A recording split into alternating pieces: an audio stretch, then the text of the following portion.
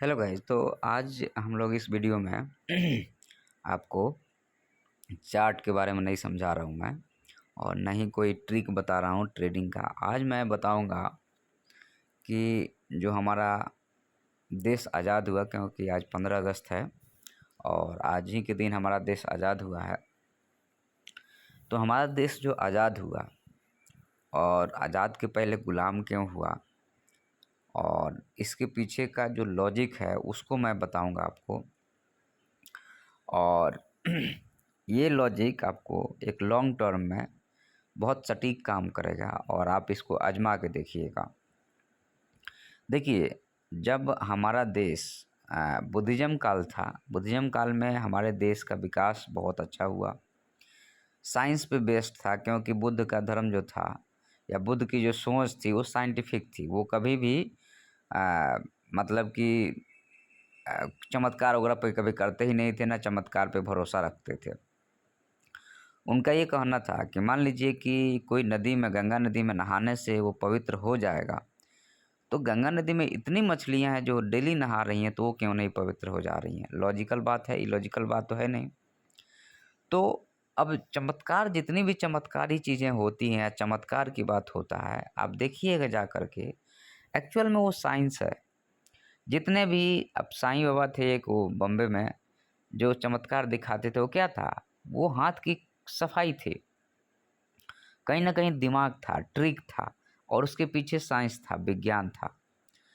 तो धर्म या अध्यात्म जो है, कभी भी आपको कोई चमत्कार दिखा रहा है तो उसके पीछे का साइंस है।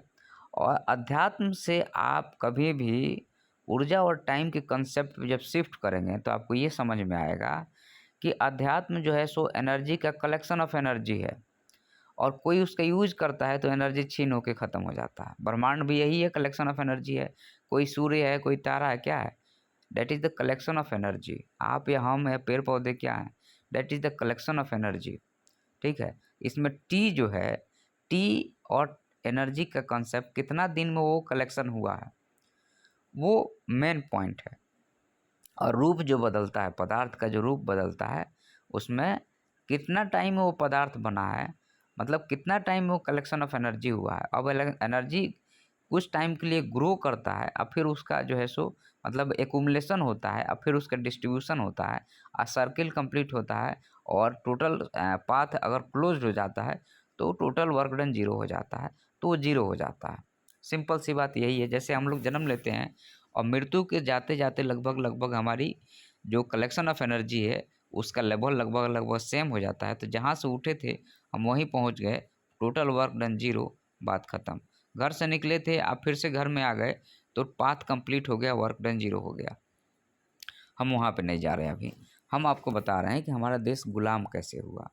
तो साइंस और रिलीजन, धर्म, विज्ञान और धर्म में अगर कहीं पे धर्म की बोलबाला बढ़ेगी तो विज्ञान घटेगा। मतलब कि चमत्कार लोग मतलब चमत्कार हुआ तो उसके पीछे का लॉजिक या विज्ञान है, उसको लोग भूल गए और उस चीज़ को पकड़ लिए जो कि है ही नहीं।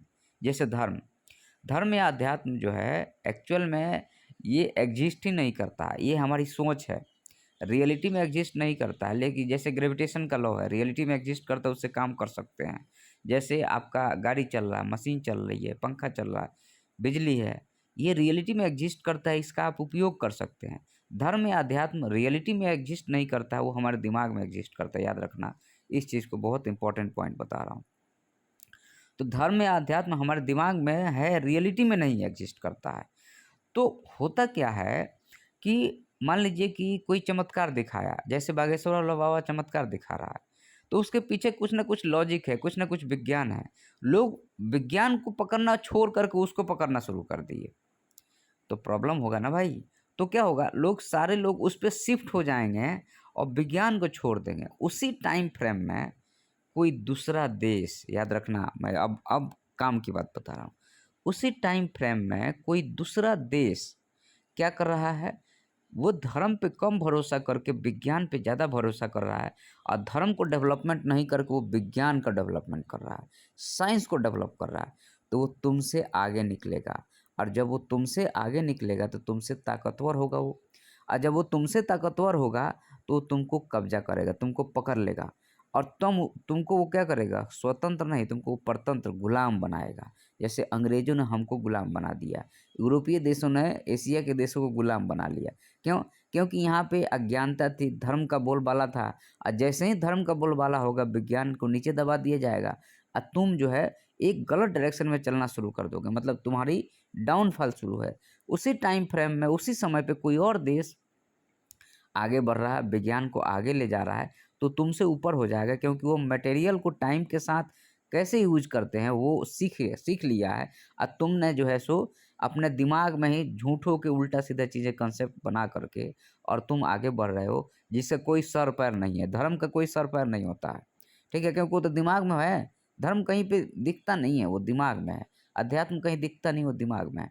बिना सर पैर की चीज़ों को आगे बढ़ा रहे हो, और उसी टाइम फ्रेम में कोई विज्ञान के साथ में लॉजिकल और चीज़ों को एग्जिस्टेंस के साथ में टाइम एनर्जी कंसेप्ट को यूज करके वो आगे बढ़ रहा है, तो तुमसे आगे हो जाएगा, तुम्हें कैप्चर करेगा, तुम्हारे सारे रिसोर्स को यूज करेगा, तुम्हें यूज करेगा, तुम्हें बंधक बना के रखेगा, अपने मन मुताबिक सारा काम कराएगा।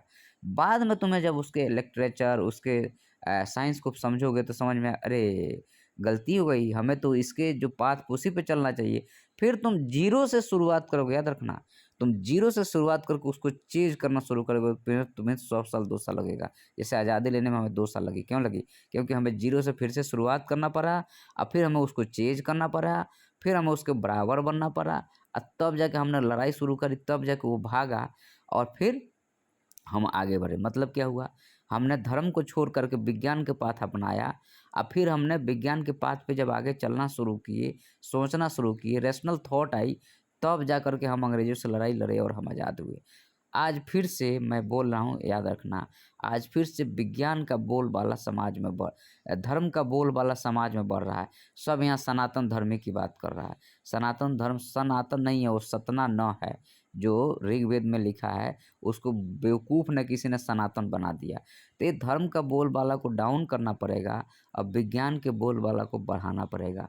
मोदी काल में खास करके विज्ञान के बोलबाला डाउन हुआ है और धर्म का बोलबाला बढ़ा है, तो हम पीछे जा रहे हैं, और चाइना, अमेरिका या दूसरा देश हमसे आगे बढ़ रहा है।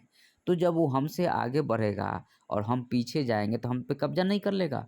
फिर तुम कौन से धर्म का, अच्छा उस टाइम पे अंग्रेज़ जब कब्ज़ा किए तो इतने धार्मिक लोग थे, इतने भगवान को मानने वाले थे, क्यों नहीं भगवान का यूज़ हुआ? जब मुस्लिम शासक ने कब्ज़ा किया तब क्यों नहीं भगवान का यूज़ हुआ? क्यों नहीं उन धार्मिक लोगों ने यूज़ किया, अपने सारे चमत्कार को बचा लिया? नहीं बचा पाया, क्योंकि एग्ज़िस्ट ही नहीं करता, वो दिमाग में एग्ज़िस्ट करता है। रियलिटी में वो टाइम एनर्जी कांसेप्ट एग्ज़िस्ट नहीं करता है, और रियलिटी में अगर टाइम एनर्जी कांसेप्ट यूज़ कर कोई कर लेता, तो मुझे बताओ, आप जो है पूरे वर्ल्ड को बदल सकते हो। अगर आपके अंदर इतनी औकात आ जाए, या इतना ही रिलीजन आपको सपोर्ट करने लगे, इतना ही अध्यात्म आपको सपोर्ट करने लगे, तो आप कुछ भी कर सकते हो। अध्यात्म में सिंपल होता है, कलेक्शन ऑफ एनर्जी होती है। जब एनर्जी का कलेक्शन होता है तो क्या होता है कि आपकी जो ऑरा है, आपकी जो थिंकिंग है, आपकी जो वे ऑफ लिविंग है, वो आगे एक कदम आगे बढ़ जाती है। एक कदम आगे बढ़ जाती है, तो उसका यूज़ करके आप विज्ञान को आगे बढ़ाओ, ना कि फिर को और उसी को आगे बढ़ाओगे तो उसका एक लिमिटेशन होगा, उसके बाद वो ख़त्म हो जाएगा। कोई बुद्ध, महावीर या बाकी इतने आज तक हज़ारों-हज़ारों साल से लोग तपस्या करते आ रहे हैं। वो चमत्कार, छोटे-मोटे चमत्कार आप दिखा सकते हो, लेकिन कोई बड़े लेवल पे काम करोगे तो आपकी ऊर्जा की लिमिटेशन है, उससे ज़्यादा नहीं होगा, आप वहीं रुक जाओगे। तो छोटे-मोटे चमत्कार दिखा करके बड़े लेवल पे काम नहीं किया जा सकता है। आज मशीन का युग है, आर्टिफ़िशियल इंटेलिजेंस का युग है, हमें भी उसी तरीके से आगे बढ़ना पड़ेगा, नहीं तो हम पीछे रहेंगे, तो चाइना हम पे कब्ज़ा कर लेगा। अब फिर तुम्हें विज्ञान, धर्म को छोड़ के विज्ञान पे जाना पड़ेगा, सीखना पड़ेगा, और फिर तुम्हें उसको छीनना पड़ेगा। एक लंबा टाइम लग जाएगा, तुम्हारी जनरेशन उतनी पीछे हो जाएगी। तो इसलिए मेरा कहना है कि विज्ञान को बढ़ावा दीजिए। रिलीजन शांति के लिए ज़रूरी है, अध्यात्म आपके एनर्जी को बढ़ावा देता है, लेकिन इसका ये मतलब नहीं हुआ कि आप जो हैं उसको एकदम अपना माथा पे चढ़ा लें और उसी को सब कुछ मान लेना भी गलत है, ऐसा नहीं होना चाहिए।